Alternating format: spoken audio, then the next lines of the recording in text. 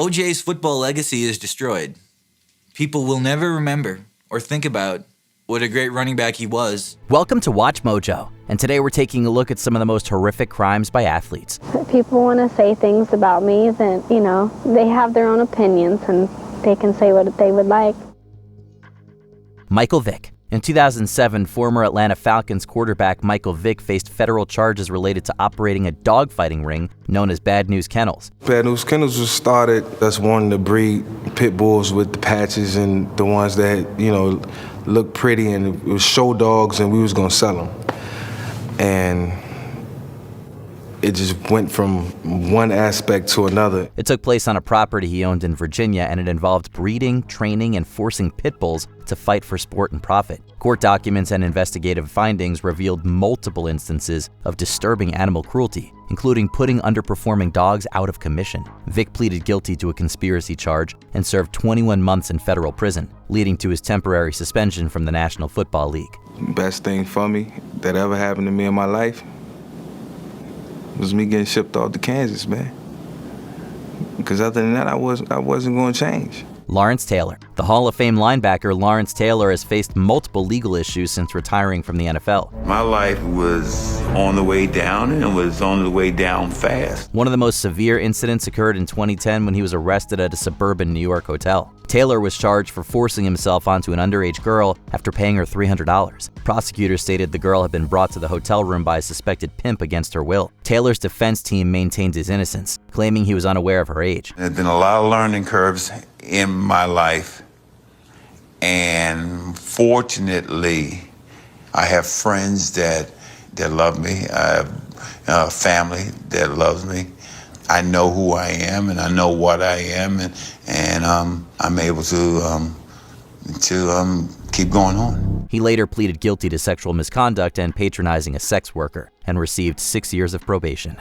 Mike Tyson. In 1992, boxing heavyweight champion Mike Tyson was convicted in Indiana in an incident with the 18-year-old Miss Black America contestant Desiree Washington. He completely changed. The look on his face completely changed. Everything about him completely changed.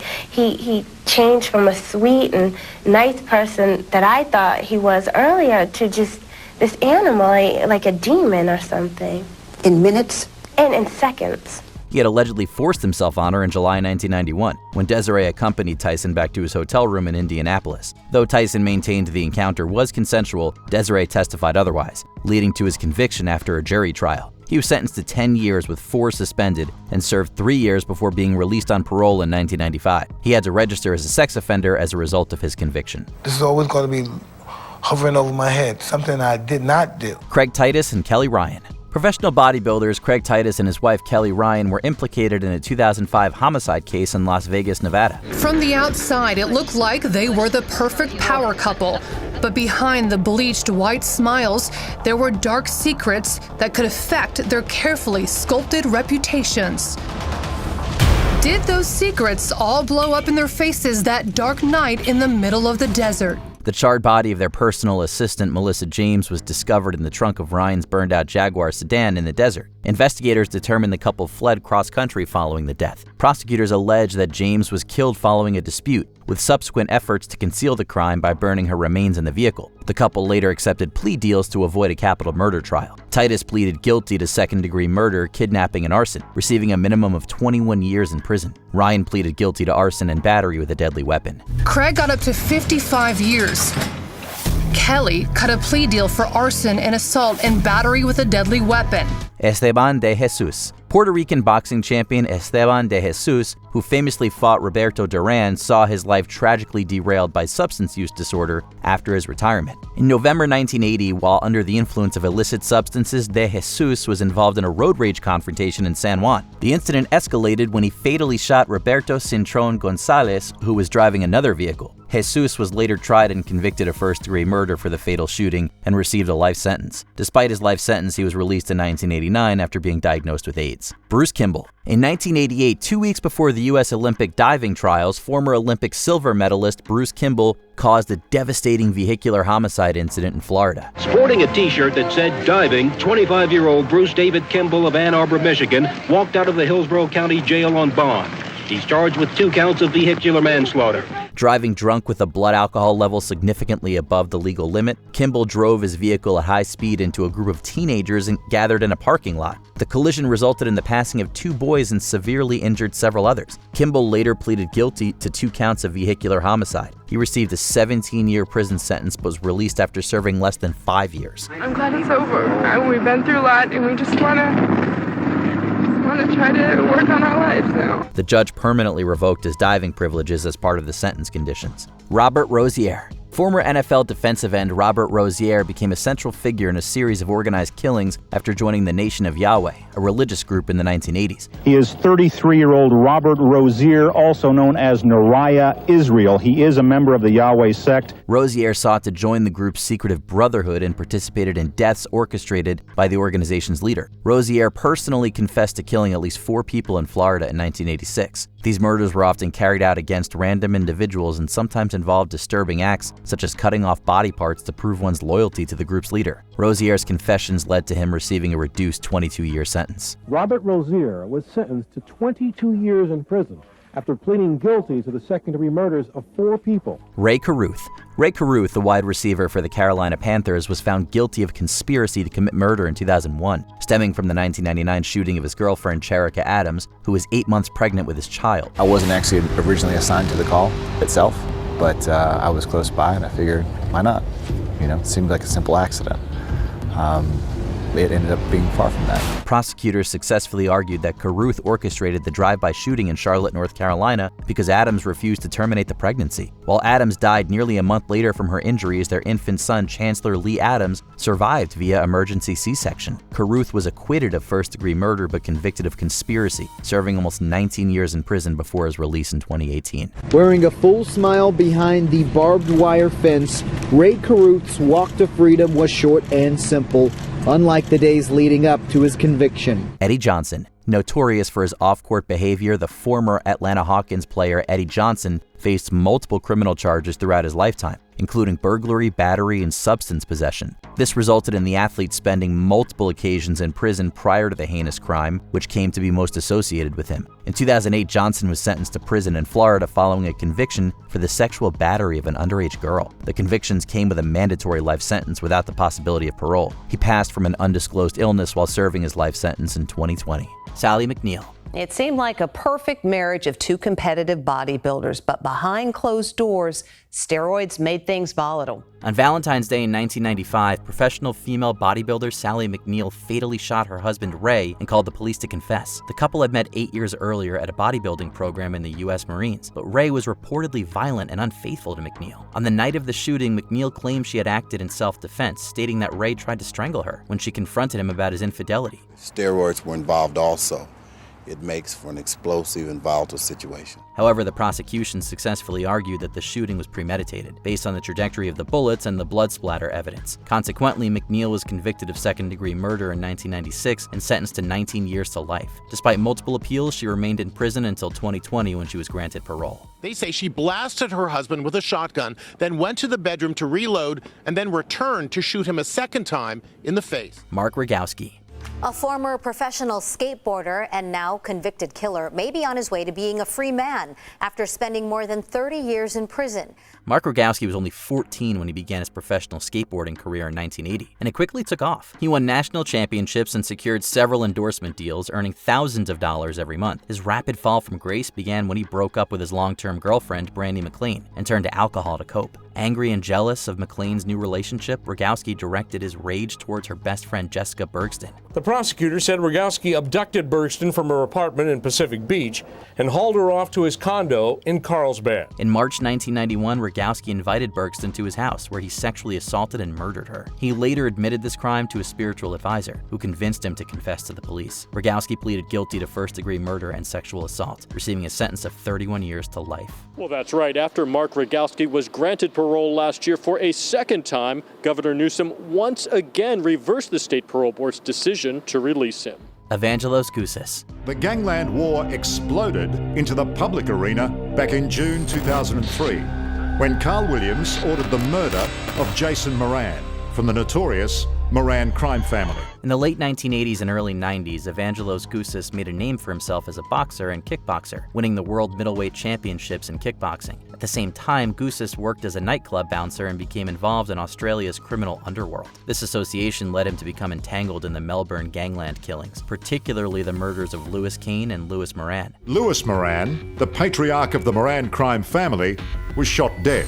Kane was fatally shot in May 2004 after a meeting with Goussis and another associate. Despite claiming self-defense, Goussis was convicted and sentenced to a minimum of 15 years in prison. He was later tried and found guilty for the March 2004 murder of Moran, who was ambushed by masked gunmen. This led to him being sentenced to life. The notoriety, the drugs, the gangland stuff, your life, has it all been worth it? No. Jovan Belcher. And is he breathing? She's still breathing, but barely. Please hurry. I don't know how many times he got her. They were arguing. Jovan Belcher was a linebacker for the Kansas City Chiefs who was beginning to gain traction in his professional football career. Belcher lived with his girlfriend Cassandra Perkins and his mother, who was helping them care for their young daughter. Belcher and Perkins had a rocky relationship, filled with constant fights and arguments. On December 1st, 2012, during one of such arguments, Belcher shot and killed Perkins in front of his mother. ABC News has learned that he regularly visited gun ranges and had several weapons in his home. He then drove to the Chiefs' practice facility where he took his own life, despite pleas from the general manager and coaches. After his death, it was discovered that Belcher suffered from chronic traumatic encephalopathy, leading his mother to file a wrongful death lawsuit against the Chiefs. But police say the 25-year-old then drove to Kansas City's Arrowhead Stadium, thanked his coaches for believing in him, and shot himself as they watched in horror. Eric Naposki. Guilty of first-degree murder, a former football player has been convicted of killing his lover's boyfriend in his Newport Beach home. In December 1994, millionaire investor Bill McLaughlin was shot and killed in his Newport Beach, California home. At the time, McLaughlin was living with his girlfriend, Nanette Johnston, after divorcing his first wife of 24 years. Unbeknownst to McLaughlin, Johnston was secretly involved with Eric Naposki, a professional football player who had played in the NFL and the World League of American Football. I said, Dad, I don't really like her. I think she's with you for your money. The murder remained unsolved until 2009 when authorities arrested and charged Naposki and Johnston. They claimed that Johnston, who stood to collect $2.5 million from McLaughlin's life insurance and savings, had orchestrated the murder and enlisted Naposki to carry it out. Although they both maintained their innocence, Naposki and Johnston were convicted of first-degree murder and sentenced to life imprisonment. A California jury convicted former NFL linebacker Eric Naposki last July for a murder he says he did not commit. Bertil Fox. 3 days later, he visited Leoka at her mother's design shop. Only Bertil knows what happened next.